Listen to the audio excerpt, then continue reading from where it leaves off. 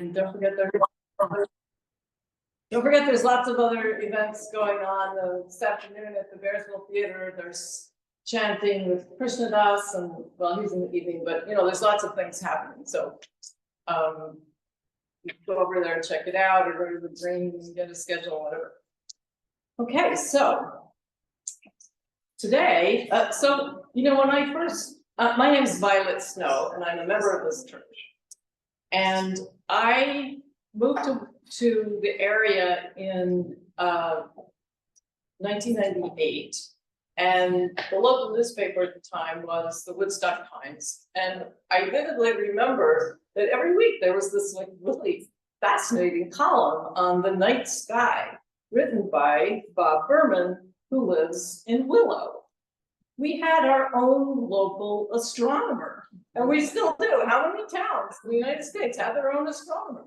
I just think it's really cool. So he's done a lot besides his column, which he still writes for Hudson Valley One. He is the astronomy editor of the Old Farmer's Almanac, author of 12 popular books, host of the weekly Strange Universe on NPR, and director, oh yeah, if you would all not mind silencing your cell phones. He's director of the summer astronomy program at Yellowstone Park. He taught astrophysics at Marymount College and was a guest on Late Night with David Letterman and the Today Show. He has led countless Northern Lights and total solar eclipse tours for the past 54 years. And he's lectured at lots of places like the National Institute for Science and Technology in Washington and the Ideas Festival in Louisville. Please welcome Bob Berman.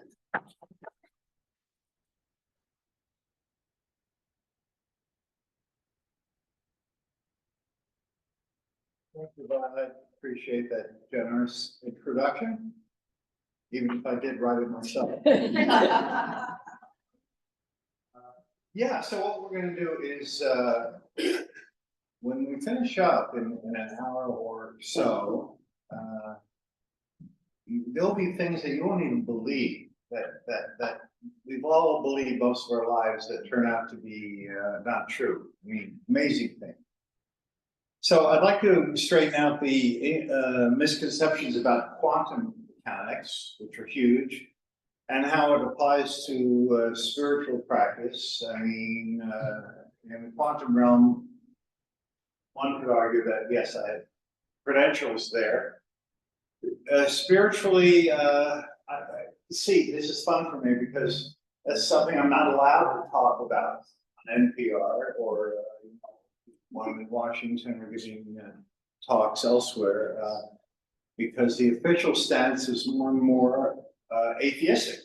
Neil deGrasse Tyson, who's the latest on air TV celebrity, talks about these things, lectures for atheist group, and really believes that any belief in a supernatural or a greater intelligence, let's say, beyond ourselves, is bad, is superstition, and is anti-science, and so I destroy my credentials if I even broach the kind of spiritual-ish topic in my other venues. So this is fun for me. This is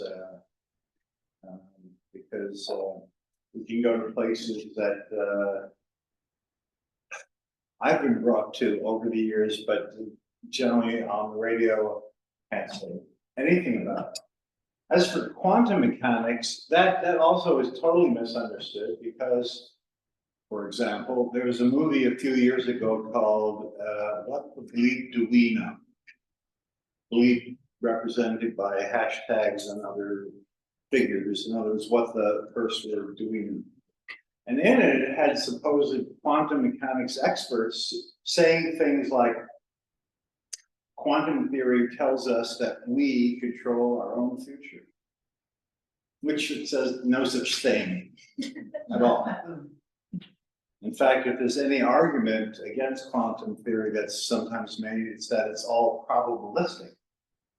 Einstein hated it because he believed in a universe that was deterministic, that had order. He loved the four forces. There are four fundamental forces, and they pretty much regulate everything that we experience.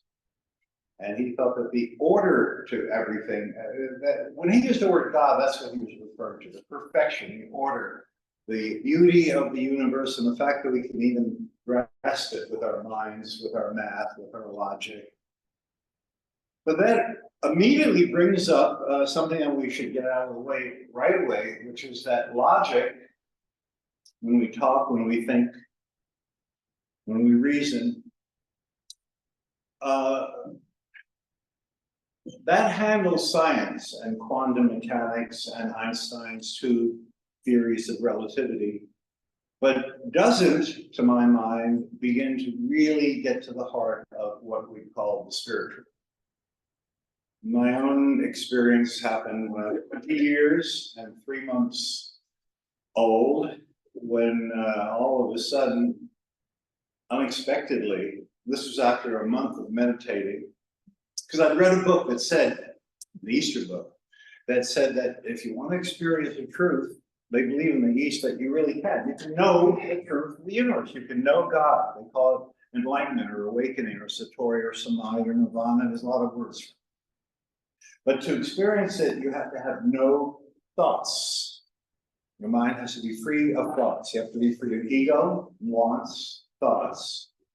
And then you can actually have the experience of knowing the truth of the universe. Supposedly, it's blissful, ecstatic.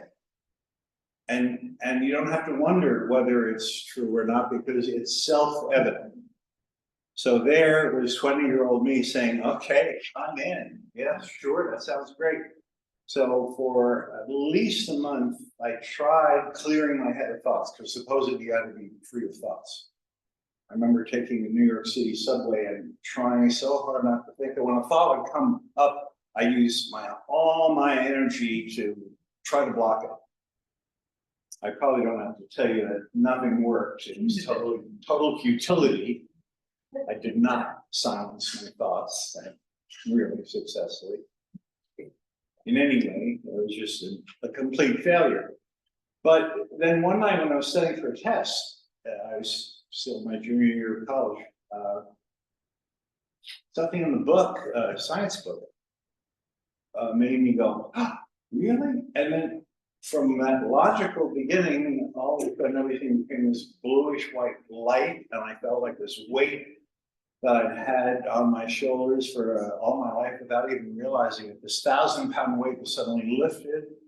And yeah, it felt, I can only describe it as bliss or ecstasy and a return to a familiar place. It wasn't like I was now seeing something new. It was like I was seeing something I recognized, not even seeing it, but being it, feeling it. Something that was ancient and true and blissful. And in that moment, one knew, I knew because I had no sense of Bob anymore.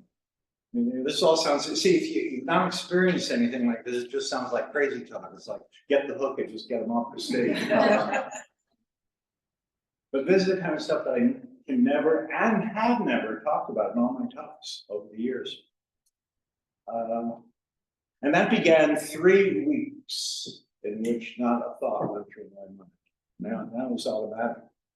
In which I just knew within myself, not logically, that there's no birth and death, and that life is eternal, and that there is a great intelligence behind everything, which, you know, the people who think everything is random, you know, and that life began from chemistry, there's random chemistry, and that's what they teach everybody around the world in every science class.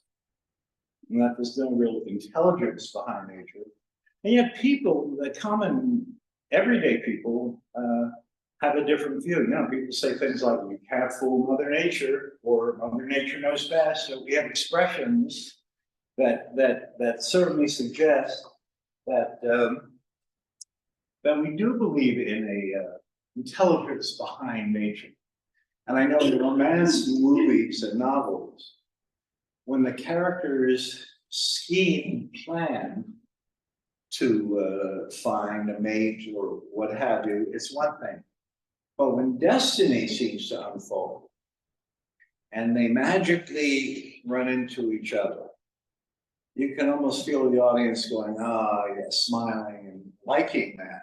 So there's something within us that just likes the idea of everything unfolding with a kind of effortlessness and with an intelligence behind everything. Now this ties into the quantum realm because a century ago, some of the smartest people in the world figured out how the land of the timing works. These were people like Max Planck and Werner Heisenberg and Erwin Schrödinger and Paul Dirac, and experiments they were doing were leading into strange places that science had never gone before. Especially experiments like the double slit experiment. You may have heard that name. And what it meant was, I'd love to spend 10 minutes on that with a blackboard and share that with you, but I'll give you the Reader's Digest quick version, which is that they found that what we know influences nature itself. Whether they were trying to figure out whether electrons, for example, and whether photons, bits of light, are waves or particles. And it turned out what we know in our minds made the difference. These things were particles or waves depending upon our own information. So they concluded that consciousness, awareness, is somehow intertwined with the universe. In fact, they all came to more than that. They came to the conclusion that consciousness is fundamental in the universe. And when we talk about fundamentals, some physicists might say, well, it's mass and energy, which are the same thing, different sides of the same thing. Mass and energy are fundamental in the universe. What's fundamental? Where are we? I mean, what is this place that we're in, this universe? And what's the basics when you take away the trappings away from it? How far can you compare it, and what's basic? And you know, physics will say, well, the basic particles are things like electrons. You can't break an electron into components because it doesn't have components. It can't be broken any further. So there are some fundamentals. They concluded that consciousness itself, our awareness, is fundamental in the universe. And fundamental means you can't get awareness from anything else. And of course, many have tried. In science, the general feeling is that consciousness somehow comes from the brain. And maybe it involves a combination of brain tissue and electricity or something like that. But I don't have to tell you that scientists have tried to create consciousness with brain tissue and electricity until the cows come home and you can't get it. Some brilliant people like Immanuel Kant, can't get much smarter than him. We're going back a few centuries now. Concluded that consciousness is not derivable from matter. Nothing you can do with matter, including brain tissue and electricity. Electricity is just the movement of electrons, so that really is matter in a way. Can create awareness.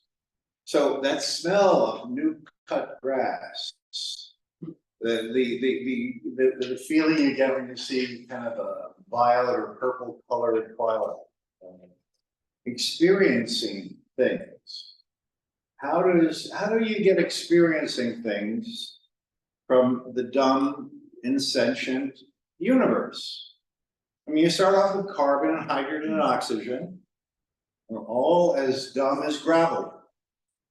There's no smarts. Carbon doesn't have smarts to it.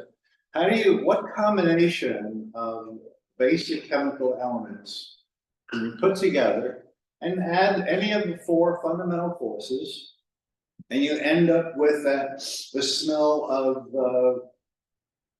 of bacon. My vegetarian wife is laughing at that.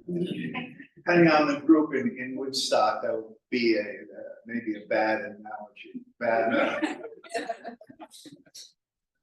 But still, how would you get the smell of anything from insentient elements? How do you get from that place to the other place? The awareness. As humans, our main sense is vision, of course. Our dog friends, their main thing is smells. Here into the olfactory universe. When we explore the universe through telescopes or just visually, we can't hear anything in space, we can't smell anything in space, we can't touch anything, it's visual. So how does this experience of vision arise? They also started realizing that and this is something that's known to everyone in physiology. It was known 4 centuries ago to Isaac Newton. And yet it seems to be almost completely unknown today to the public and even most scientists, which is that, this is where it's going to sound really crazy, but everything I'm going to say is true, really, is that you start with what light is. Let's just talk about vision a little bit. It turns out light is, we found, a combination of a magnetic pulse and an electrical pulse. So we think of it as a wave of magnetism, which creates a wave of electricity or electrical field, if you prefer, at right angles to it. And that electrical field immediately creates another magnetic field at right angles to it. And so these two fields, magnetic and electrical, are self-propagating, each creating the other, never losing energy, traveling at their famous speed of 186,282.4 miles per second. But for now, the speed, amazing as it is not the point. The point is that light, now we know, is really electricity and magnetism. That's not in doubt, that's not a theory, that's not hypothetical. The point is that we humans, in fact, no animal, can see magnetism, nor can we see electricity. We don't see electrical fields. So the actual nature of light is not brightness, it's not color. And so anything that you're experiencing that has light and color, like the front of the room, you can automatically know that you are not perceiving light. Because actual light is blank or black. So like electrical, we even call it electromagnetism. It's not perceivable as anything visual. This isn't theoretical, it's a fact. And yet we go around assuming that, this gets even better. We also assume that since you're looking my direction towards the front of the room, that what we're seeing is outside our bodies, it's in front of our noses, we're seeing the outside world, and we're seeing it because of light that's either coming through the window or reflecting from the lights. This is what they teach you in school, and there are different wavelengths of light and interesting effects from that. For example, if you had, I have to draw the light with 3 primary colors of light, and when I give you a demo of them, red, green, and blue, some of you will say that those aren't the primary colors, because some of you are artists, and the primary colors of paint or pigment are different from the primary colors of light. Light is like stars or daylight or TV sets or anything to do with light. So, for example, let's take some of the primary colors. Now, it'd be nice if we could turn off all the lights, including change the day into night. Well, we can't. So here's what I'm gonna do. All the colors are actually just created from these three primary colors of light. So here they are, red, green, and blue. Let's just take red and green to start off. For example, we see yellow only when red and green are mixed. Anything that's yellow, butterfly, butter at home. If you look at it through a spectroscope, I wish everyone owned a spectroscope. I do, of course, and I can tell you that looking at butter shows you that what the light that comes from butter is only red and green light. No yellow light. So here's of course green, here's red, and if I combine them by having them both reflect off the wall, can you see yellow there? Because what we're really doing is having them both reflect off the wall together. And we'll get yellow when they're evenly mixed. Now, if I added blue, see, this is where you miss your tail. I don't know. I believe in the intelligence of the universe.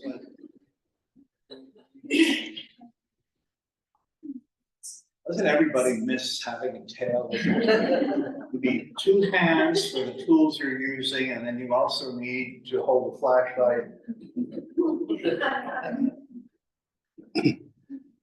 So if I did blue, in addition, you'd see it as white. We're created architecturally, our vision is so that when the three primary colors are mixed together, we see it as white. And the sun has an equal amount of emissions of red, green, and blue. So do incandescent lights and fluorescent lights. And so we see things generally bathed in white. But the weird thing is, again, if actual light is not anything that with brightness or color, but it's invisible. What are these colors about? What's going on? It's not mysterious. Every physiology book, and that's, by the way, what I was reading that time when I was 20, that's so amazing. It still amazes me. There's one of the chief physicists who writes a lot of popular books in Canada, Roy Bishop. He and I sometimes talked about this with amazement, and Isaac Newton did too. He was amazed also. Why doesn't everybody know this? So what happens is the invisible wavelengths of real light, which are, as we've seen, magnetic and electrical fields, but they have energy. So when they're focused onto our retinas, the cone-shaped retinal cells, we have three types called L, S, and M, are sensitive to different frequencies of that electromagnetic radiation, that invisible electromagnetic radiation. And when they get hit with it, each one of these cells emit a little bit of electricity along our neurons. In other words, nerve cells that start in the back of our eye, go up heavy-duty cables into our brains, mostly the occipital lobe. And there in the brain, images are created and perceived. Every physiology book will tell you that. The images are created and perceived in the occipital lobe of the brain. That's what I was reading that time. Created and perceived in the occipital lobe of the brain. So it means that what you're seeing is not the actual light. You're seeing something that your nervous system, your brain is creating. It's a symbiotic thing. Your consciousness creates the image.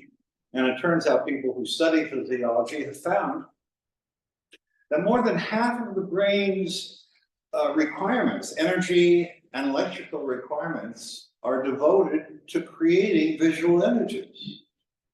So the visual world that we see, and which is also projected by also another little trick of physiology to make us feel that it's in front of our noses outside our bodies.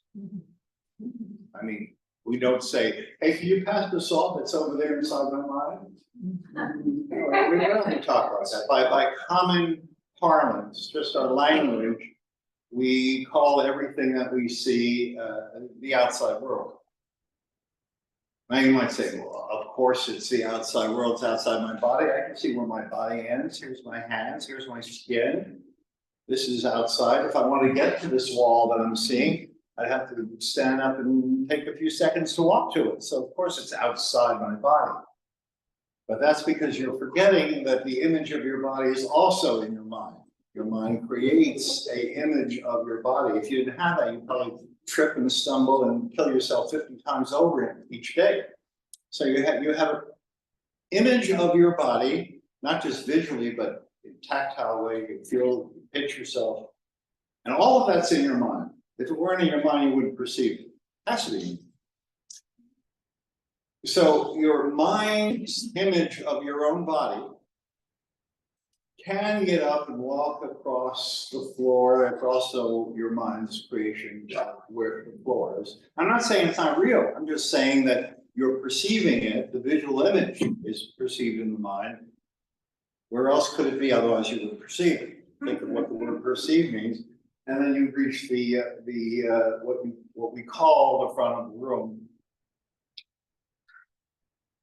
So the first takeaway, the amazing takeaway,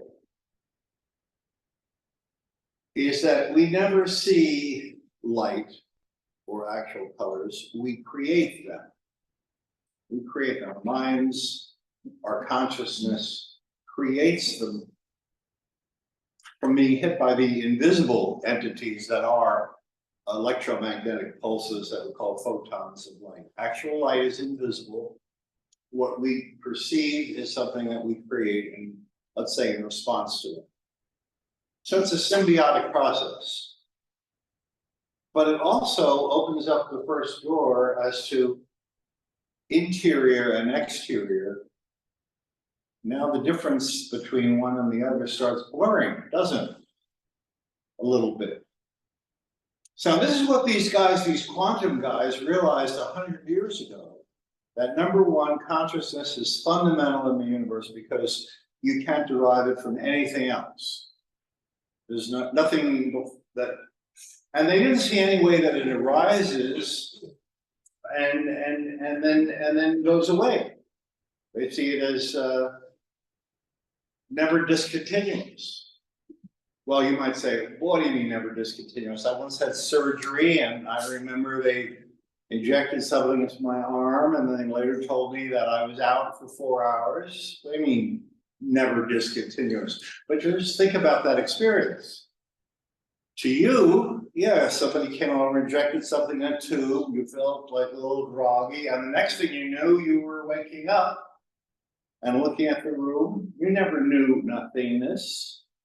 You never experienced a discontinuity of consciousness. So what these guys were saying 100 years ago is that consciousness is essentially eternal. Doesn't come and go, it's always there. And that our true selves are a creative experience. So if you consider yourself to be this body of yours, and the world divided between the outside and the inside and all the rest of it.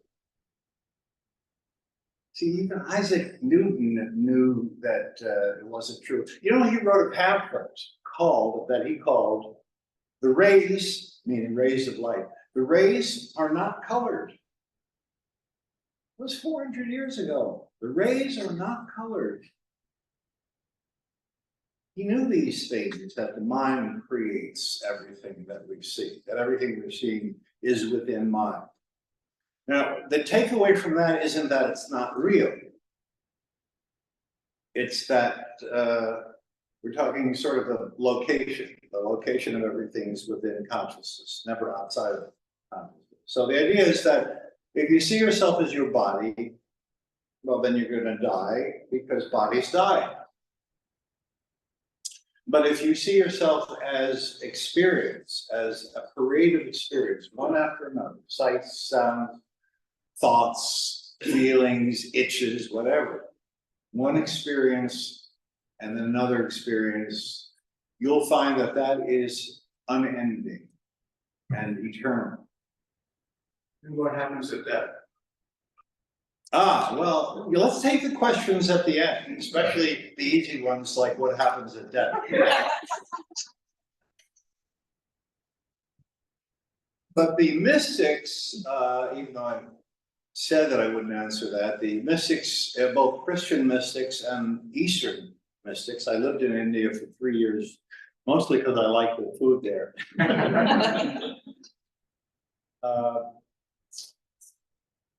And the experience of Satori or Samadhi or Nirvana or awakening or enlightenment or whatever you want to call that thing that happened for 3 weeks to me. See, which is why I believe this stuff, because it was just reading quantum theory or reading some spiritual books, half of which are just full of malarkey. You know, some supposed guru who says this and that. And I never told an audience this, but I feel like that whole thing was by grace also. It wasn't that I somehow deserved it because I meditated with total futility for a month. It was, anyway, that's the reference for me of truth. So if I see that the quantum guys believe that consciousness is eternal, and that jives with what I saw directly myself. That's why I buy into that. Their take on what's going on here was a little different from ours. We all know what the Western science take is, how we're born, how, well, here's the universe on one lucky planet, maybe others, life began by a process nobody has any idea of, but just understanding the complexity of proteins forming amino acids, the idea that random chemistry produces life. That's why Enrico Fermi in the early 50s gave that analogy, a junkyard analogy. He said, believing that life is just random chemistry is like believing that a tornado could sweep through a junkyard and assemble a perfectly working jet lag. Just from parts that flew into the air. I think the random business, see, because random activity does work. That's evolution. We all believe in evolution. And that happens because of random mutations, really. And favorable mutations, let's say a slightly longer neck than the Serengeti. These creatures could reach higher up fruit, and they have an advantage over others. And eventually you have giraffes, because it all makes sense. You know, no one's arguing against randomness being a powerful and effective means of accomplishing things. The problem is that science, when they come to other mysteries that they can't solve, like how does consciousness arise or how does life arise, they keep doing the random thing worked for evolution. So they said, oh, it's random. Yeah, random chemistry, which is just used even when there's not a chance that you can get results from randomness. You know how permutations work? If you had a cardboard box, if you were moving a cardboard box full of books, and just put them on a shelf randomly, and you had 5 books, you put them on the shelf, what are the chances that they would, by accident, be arranged alphabetically by title? Anybody here into math can know the answer? It's, if you have 5 books, then you use 5 factorial. That's how you say it, but it's written as if it were an exclamation point. And what that really just means is 5 times 4 times 3 times 2 times 1. You can skip the times 1 part. So if you have 5 books, you want to know how many different ways it can be arranged. You do 5 times 4 times 3 times 2. 5 times 4 is 20. 1 times 3 is 60. Times 2 is 120. So there'd be 120 different possible ways that 5 books can be arranged on a shelf. So if you had a box of books and you just put them up randomly, and you happen to notice, hey, look, the titles are all alphabetically. Alphabetical, what are the chances of that? Well, it's easy to figure out. Now you know how to do it. Chances are 1 chance in 120 that that would happen, random.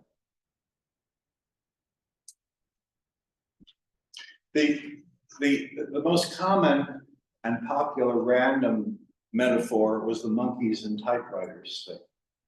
Right? Haven't you all heard that, I hope? Yeah. In case you haven't, the idea is that if you had 1 million monkeys who were capable of just typing randomly on 1 million keyboards, even the old-fashioned keyboards had, I believe, 56 or 58 keys? Does anybody here know? Of course not. Why would anyone know that? Let's say 56 keys. We have 1 million monkeys and 1 million on 1 million typewriters, each with 56 keys. And let's say they're really good at what they're doing. They've been trained so they can type. And the saying is that eventually you would get every page of the Encyclopedia Britannica just from the random keystrokes. In other words, every bit of wisdom, everything that's ever been written, every book that's ever been written would be typed because of the action of the random. You can do it by computer too, that let's say, type that quickly. You should have to be a very fast monkey. So I once for Discover magazine, I had a page in Discover magazine for 17 years. And once on one of my pages, I decided to explore that by really working it out. And I took, not the Encyclopedia Britannica, that would be too difficult. Made it an easier task for these monkeys. And I said, how about just a short opening sentence for one book? And I chose a short opening sentence, the first line of Moby Dick. And I know some of you right now are thinking of it. Call me Ishmael. I think that's 15 characters, including spaces. So the question is, if these monkeys could type 60 words a minute, they're really good typists, they could type those, and they had 58 random keys, they could type those 15 letters and spaces in about 4 seconds. So let's start the process. The monkeys are going to start typing 1 million of them on 1 million keyboards. And all they have to do is type 15 characters, and then another 15 characters, another 15 characters, and we're going to see how long will it take before one of them types, call me Ishmael. That sentence. So I worked it out. It's actually easy to do. How long would it take? Remember, I have 1 million monkeys doing this. It turned out, it was amazing, but it turned out it would actually take 30 times longer than the current age of the universe before you had a 50-50 chance that one of those 1 million monkeys would type, call me Ishmael. The takeaway from that in the article and to you right now is that we greatly overcredit the power of random action. We give it more power than it actually has to accomplish tasks. It can accomplish tasks, but not preset tasks. So here we wanted it to type a particular set of words, call me Ishmael. With evolution, there's going to be mutations and you don't know where they're going to go. It's just going to be a mutation of some sort. It turns out one involves a longer neck on a creature, but could have been something else. So randomness does work to do things. I'm not saying it doesn't, but to accomplish particular tasks, just think of that. 30 times the age of the universe just to create one short sentence consisting of 3 words. So the random business, which is what we teach kids all around the world, is now being used to explain every puzzlement that we have about the universe. For example, we teach people that the universe began with a Big Bang, which meant that 13.8 billion years ago, one Saturday morning, the entire universe popped out of nothingness to be only the size of a grape. Now, when astrophysicists are asked, how can that happen? The answer is, we don't know. How can anyone know that? So far as we know, you can't get something from nothing, let alone an entire universe. That's a lot of something. From nothing, from true nothingness, they say, yeah, it's true nothingness. So how does that happen? And the answer is, we don't know. So some of us who are into science, that's how I make my living. I love science. But is that really an explanation? Is that really an answer to how the universe was born? We assume it was born because everything else we see around us was born. Bunnies, lawn furniture, Oreo cookies, everything had a start by date, a expiration date, a start by date. So we sort of assume the universe must have started. Of course, once you say it started, then immediately you can say, well, what happened before that? And that's a problem, because if a Big Bang happened, and I'm not saying it didn't happen, because there's a lot of evidence that it did. I'm just saying that if it happened, we have no idea how it could have happened. We don't know what the antecedent conditions were. What was there before that allowed it to happen? And does before even make sense when you have only nothingness before? Of course, you can't begin to answer that. So we're giving answers where the words are there, but they're not really honest answers. Same with the creation of life, as we've just seen. You just say that life happened because of random chemistry. Great scientists have said, how? You can't just say because of random, because we've already seen that randomness, carbon and oxygen hitting each other, and in what way do you get all the steps that you need for life? All the steps, there are many steps, not a simple thing. But worse than life, in terms of a scientific problem, is consciousness. How do you get awareness? Once again, how do you start off with carbon and nitrogen and oxygen and end up with the smell of new cut grass? Smelling it, that's an experience. How do you get experience? How do these things acquire experience? How does carbon gain the ability to experience things when it starts out dumb or insentient? All I'm saying is that we of course don't know. Not only don't we know, we don't even have to take the first step towards figuring out how we might know. So the question of the arising of consciousness, my friend, who used to be my editor at Discover magazine, Paul Hoffman, now he's, the last 15 years, he's been the director of the Liberty Science Center. Before that, he was the publisher of the Encyclopedia Britannica. Now, I'm just mentioning his credentials because he has a home, summer home here in Woodstock. So you'll see him on the street, but you won't know, hey, this is the guy who's published Encyclopedia Britannica. He must be a smart guy.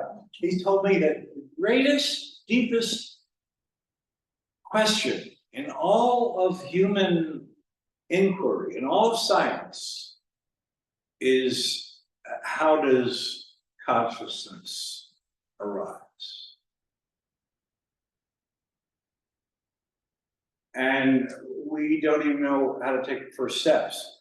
But these guys, now going back 100 years ago, said that this is, they believe, and you can look up double slit experiment and see the evidence behind it, the underlying basis for the universe itself, that everything comes from consciousness. Now, here's where we really get to quantum mechanics, because it showed us, as we did more and more experiments,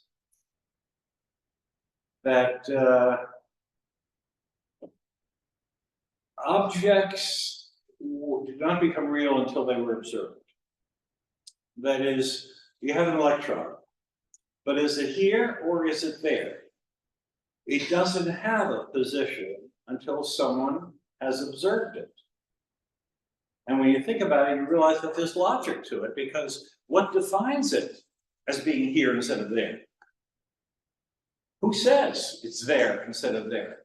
Unless there's someone observing it or taking a photo using an instrument to observe it. Otherwise, what meaning can it have? For it to, when we say it is, when we use that verb to be, it is there instead of there. What does that mean? When you really get to it, it requires an observation. But it turns out that it's not just that. Electrons, small things, can have a spin. A spin can be up or down. Light can have a polarization. Those electrical fields I was talking about can be vertical or they can be horizontal. And all of these properties, these quantum guys said, are not inherent in the universe until the moment of observation. Before that, their existence, if at all, is as a, what they called it as a wave function. Nobody really, even today, knows what a wave function is. It's sort of like a probability thing, a blurry probability. The conditions are right for it, but it's not a real object yet.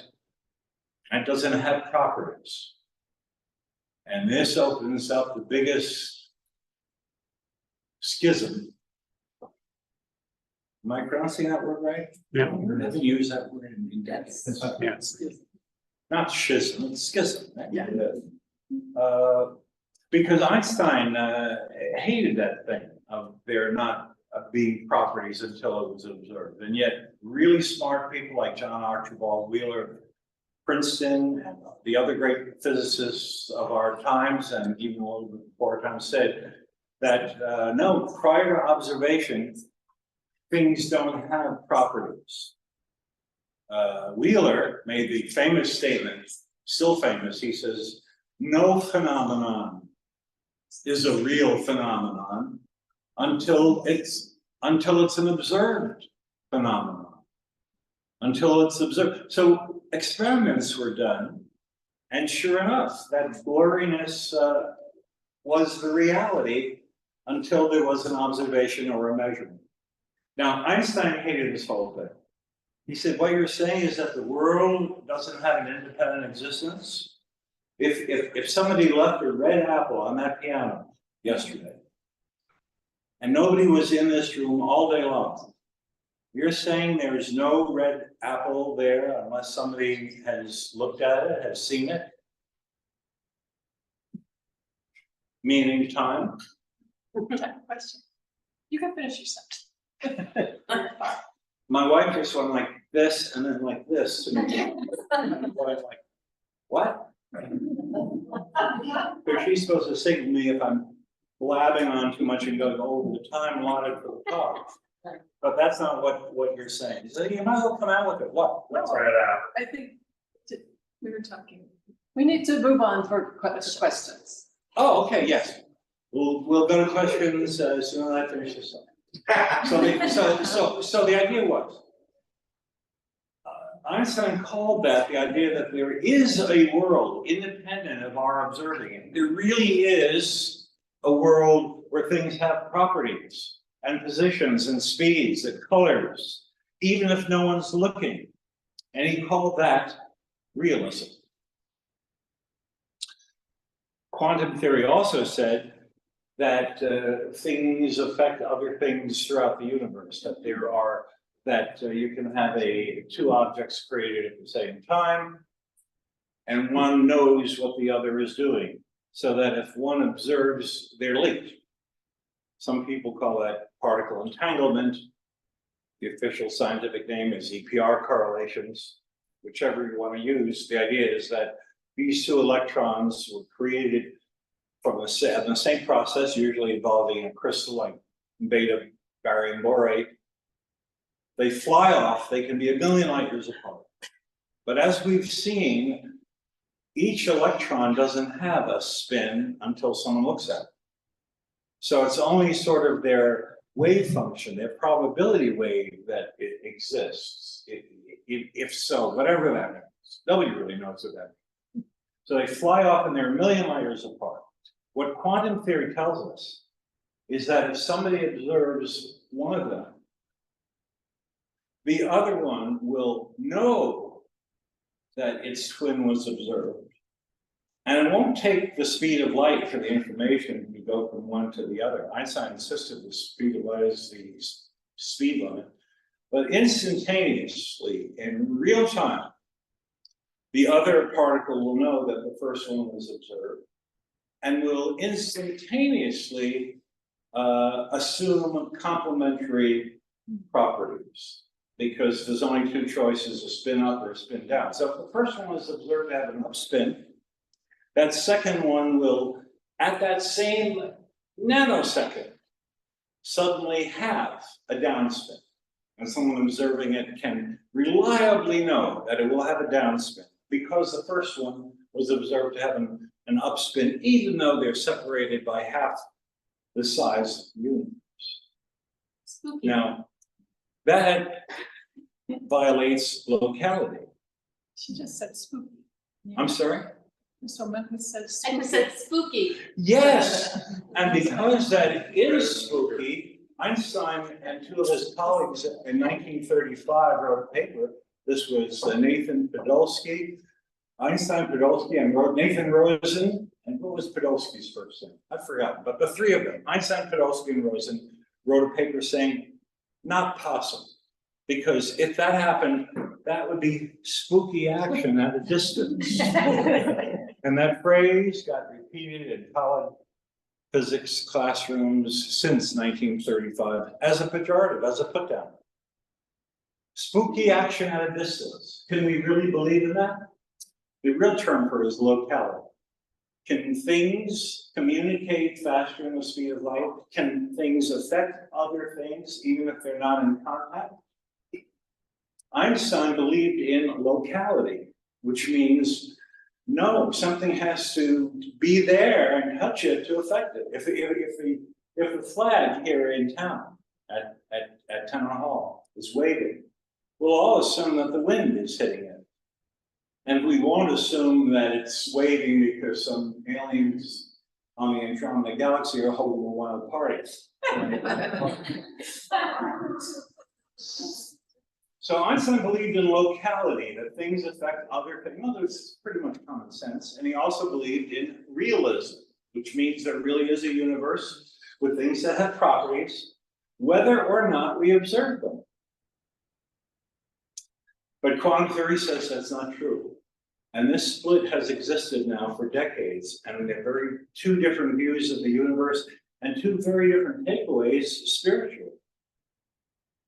Well, we could say it's been solved, because the Nobel Prize in Physics in 2022, just a couple of years ago, went to three guys who proved through experiments that locality is not real, and that realism is not an actual factor of the universe. So that we can really confidently now say that the nature of reality is not realism. In other words, there isn't a universe that's independent of us, and isn't locality. Often those terms are put together and we call it local realism. You see that often. If you type it in a search engine, you'll see it as local realism.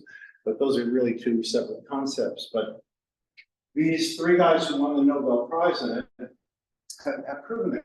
So it seems that the fact of nature is that there is not a universe that exists independent of our observations, and is not a universe that needs to have something touching it in order for it to change, which also implies, and here's where we get to the spiritual part,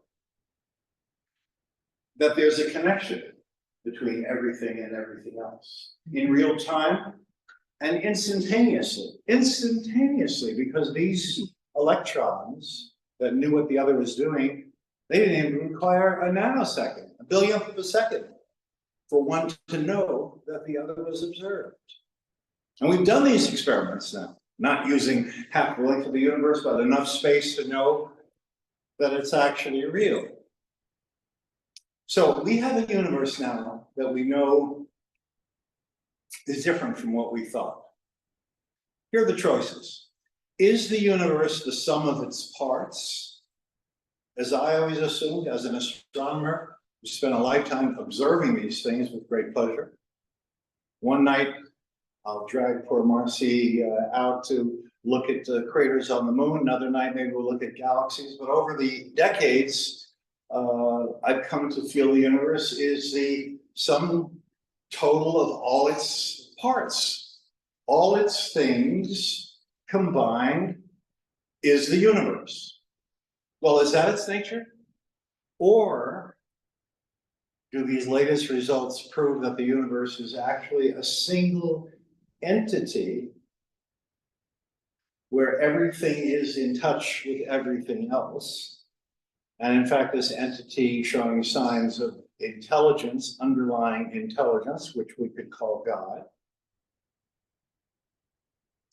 And is that the nature of the universe, that it's a oneness, that that nothing is apart from?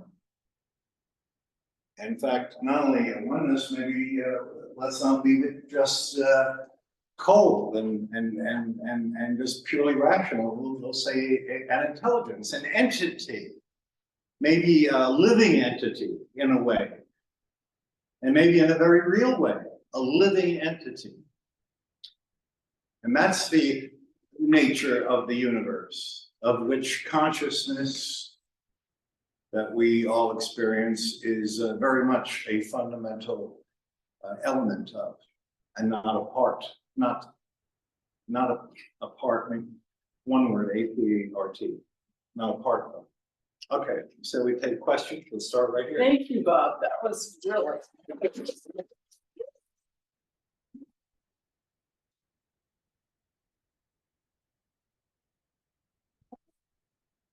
I'll you for a minute and then we'll take some more questions Okay, from the audience. and while we're doing that, I'm going to pass around, just because it's fun to do this, something that's been 4 billion years circling the sun. This is a piece of an asteroid. And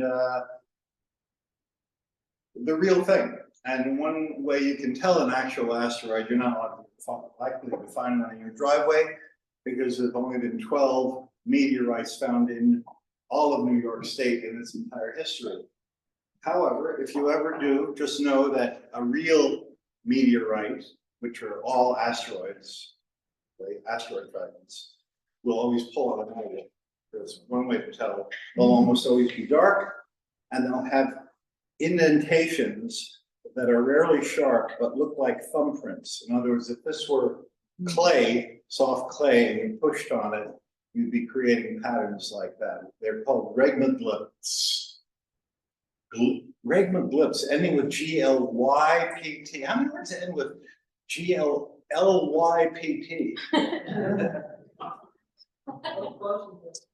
My wife just went like this.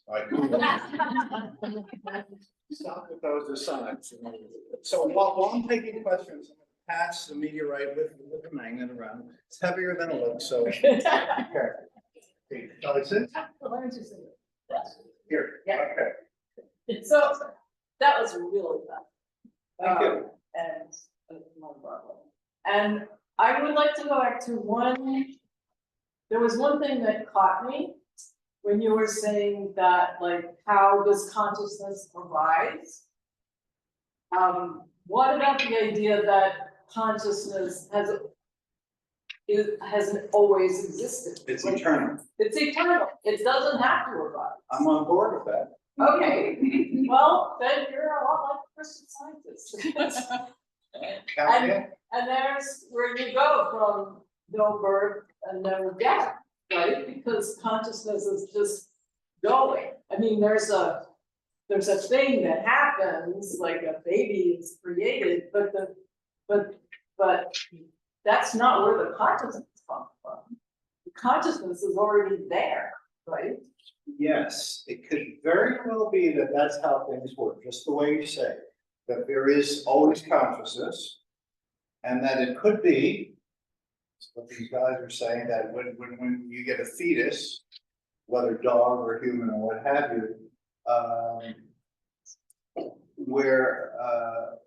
we're getting part of that consciousness, but it's sort of tailored to what the creature will be. Like dog, as we said, love smell. So its consciousness, its brain, way it will form, will be more oriented towards the olfactory, and humans towards our what crazy stuff. Yeah, and that's how it works. That we have consciousness. It's pretty much almost tailored, limited in a way, filtered to what kind of creatures we're going to be. And if that's true, that means at death, the person who asks what happens at death, it could be that the only thing you lose at death, since consciousness is eternal, is because when your brain rots, we're not going to say, yeah, life goes on with a brain that's turned into nothing. Your poor dog gets run over on a load in front of you, and you're not going to say he's going to keep jumping on you and getting those muddy paw prints on you anymore. So what happens? According to them, maybe the only thing we lose is that filtering mechanism that limited the consciousness from one that is one with everything to one that was focused for your body, human body, and your tendencies. So that filtering mechanism is what the brain does. Consciousness doesn't arise at the brain. The brain is associated with it, but as a focuser, as a filter. And that's the thing that goes away at death, which is actually another way of saying that the limitations, the limiter within us is what we lose at death. Question. Yes. Hi, I'm sorry about asking that question earlier. My patience was removed at birth. I have about 15 questions I'd like to ask you, but I'll try and limit them. If death is an illusion, and well, let me put it this way. You know some motorheads that completely identify with their car? It's like they spend all weekend polishing their car, they drive their car everywhere, everything involves their car. Well, if their car gets wrecked, they kind of feel lost. They almost feel like their vehicle has been removed. So if at death we lose our car, we lose our vehicle, and the consciousness that had been so invested in that vehicle is suddenly free floating. I know a little woman that says, when people die, and they never come back to tell us. They never come back to tell us. And I often wonder, well, why don't they come back to tell us? But there are people that have had. There are people that come back to tell us, but Shakyamuni Buddha, when he was asked to teach, he first refused because he said, "You'll never understand."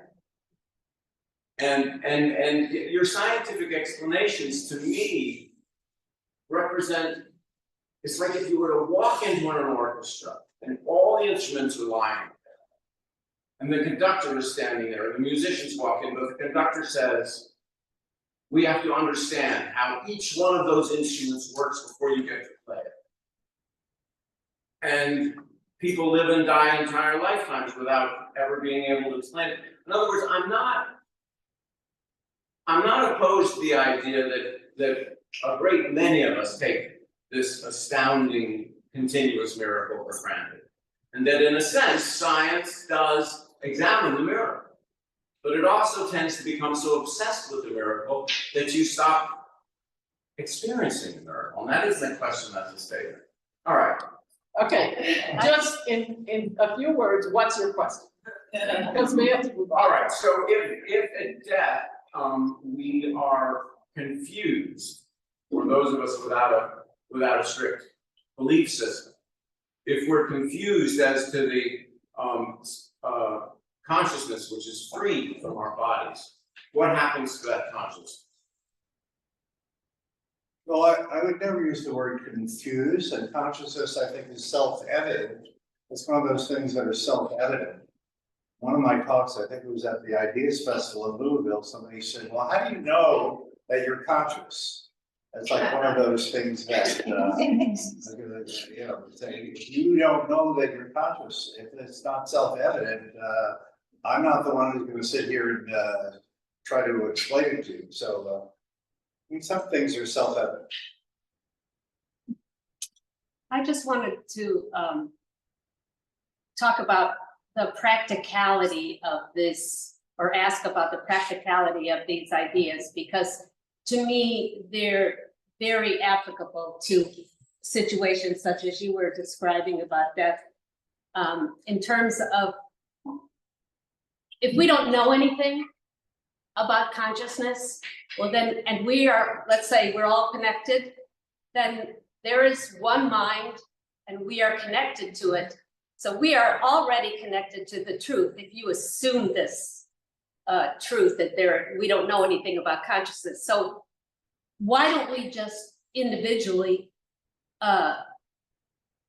decide the truth for ourselves? For instance, in the idea about death, I know that I've decided that I believe that life is eternal. So if that's true, then my mother who died, I continue to have a relationship, a living, growing relationship with my mother. And if I believe that, then I actually experience that.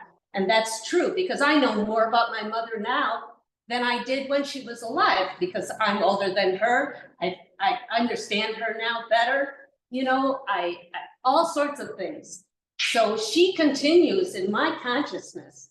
Our relationship continues in my consciousness because I've decided that that's true. You don't, I don't think a person understands something and then experiences that. I think you have to decide what you want to believe in, what's the best thing for you to believe in, and then just, you will experience that. That's what Christian Science teaches. Teachers also, what interesting thing you said is there's no intelligence in matter. That's the scientific statement of being that Mary Baker Eddy gives. There is no life, truth, intelligence, or substance in matter. All is infinite mind and its infinite manifestation, which seems to go exactly with your explanation. So I really appreciate that. So I'm sorry, but I have one. Did you want to comment on that? No. Oh, so I just wanted to ask you about that initial experience you had of whatever you want to call it, transcendence. Because I had a, you know, a kind of smaller scale experience when I was 21, and I felt like I've spent the rest of my life wanting to recreate that and get it back. And I was wondering about you, if you have striven through that, and if your scientific studies have ever led you back with some experience. You know, it's very sad. It's really kind of pathetic that there was bliss and knowing the truth behind the universe without any doubt. One of the qualities of that experience is that the absolute certainty, because it's self-evident and it's blissful, and you're free of yourself, and you're free of your mind. I mean, anything that we try to figure out here with our minds is never going to touch it, because the mind logic system works dualistically. The word salt is not actual salt, but we work with the symbols for things. So you can never reach it with figuring it out. You really can. Well, I think So, that's what spiritual practice is about, trying to short but circuit. maybe, yeah, that's right. You mean the spiritual practice is about quieting, ultimately getting quiet. Well, that's one way. I mean, Christian Science has a different approach, but yeah, there's a quieting involved in our practice too. But anyway. This person. Okay, let's let Ron ask a question. Try to be concise. There's no such thing as about 60 people or was 60 people here listening to Bob. Mine just had lives.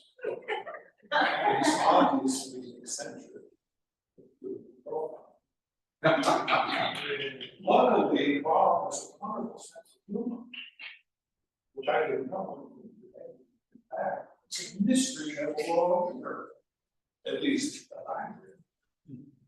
Shouldn't be. I'll show you just that. Shouldn't be. Wonderful sense of humor. Who would say God created chipmunks as you did, Bob, and lawn furniture? I wrote it down. All right, we have another question. Oh, When the Judeo-Christian God was called Bob, he's been saying himself. All right, let's play the another question. Go ahead.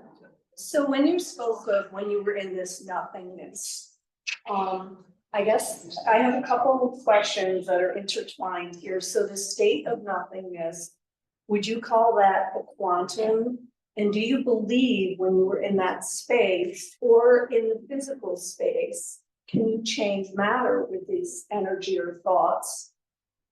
And also, do you believe the heart is connected to consciousness?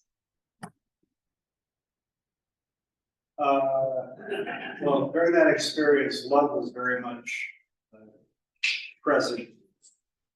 Whenever I encounter any creature, dog, human, whatever, it was love was very powerfully part of it, but it was a different kind of love. It was, I had no sense of myself and being separate from let's say the creature. I remember a dog walking into the room, and it was almost as if, this sounds crazy, it was almost as if it was me walking into the room.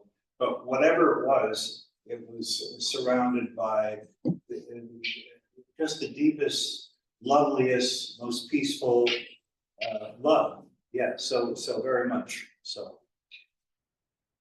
Love being part of it, yes. We'll take two more questions. Yes, back there in orange. Chris, do you think with the telescope developing now, we've got the physicists that are down using separate electrons, right? Do you think the telescopes that take further back, you can marry those two sciences together? Physics and astronomy is saying, okay, wait a minute, we're seeing that this big bang is like. I'm sorry, we can't really hear what you're saying. Marcy, can you hear that? And could you repeat it? The telescopes that they're creating right now, when they're able to see further and further back, in time basically. You got the physicists that have the electron, they didn't think that, was the kind of crux for even that paper. They understood about the electrons spin at different people. Do you think that the telescopes that will be further and further back can marry astronomy and physics together to kind of closer to what you're talking about? Well, I don't know, because by definition, we consider the arrival of any light to be the now. Like when we look at the Andromeda galaxy, even though it's 2.5 million light years away, nobody looks at it and says, oh, look at that left side of it. There's a certain brightness that was there 2.5 billion years ago. No, we say there's a certain brightness. See if you can see it, meaning right now. So the arrival of light is how we, in practice, define now. Otherwise, we would do this all around us because light requires a billionth of a second to move each foot. A nanosecond to travel a foot. So if you and I are now 20 feet away, you're not seeing me as I am, but as I was 20 nanoseconds ago. If I were fast enough, I could be out of here, and you'd still see me answering the question and carrying on as if I were still here. So, but we don't do that. We take the arrival of the light as defining the present moment. Okay, we'll take one more question. Is time finite?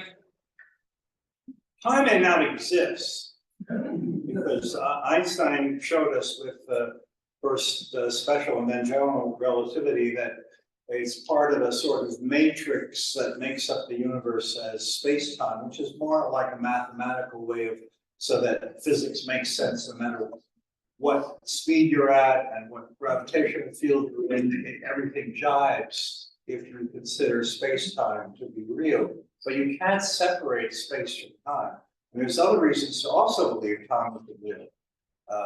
It changes its rate depending upon your gravitational field, depending upon how fast you're traveling. And anything that just mutates, just according to your local conditions, has at best a shaky or tentative reality behind it. So if you ask most physicists today whether time is real, they would say no.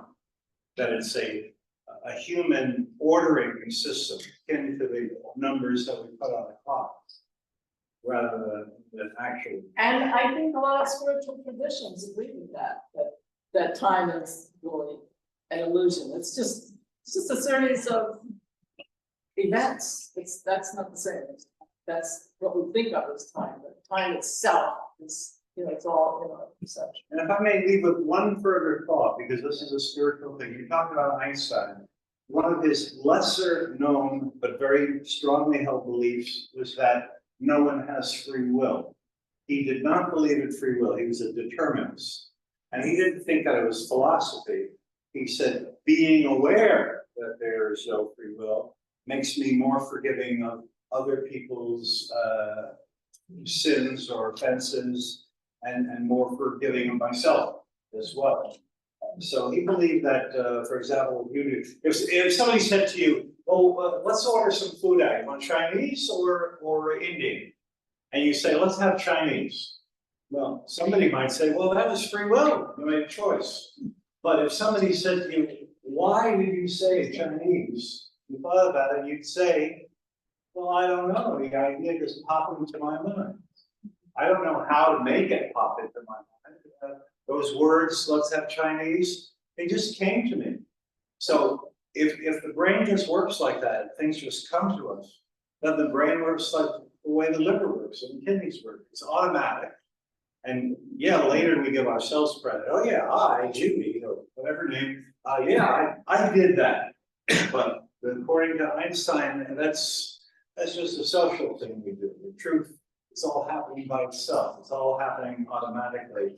And the spiritual takeaway might be that we could relax and trust and let our lives unfold, and they will, if we don't have to take on that burden of steering the ship. And also, if we assume there's an intelligence behind the universe, the intelligence, we can maybe trust that intelligence. That's greater, there's greater freedom and free will in the believing we're all connected to this supreme intelligence, because we can trust and, and also feel a connection at the same time. So thank you so much, Bob.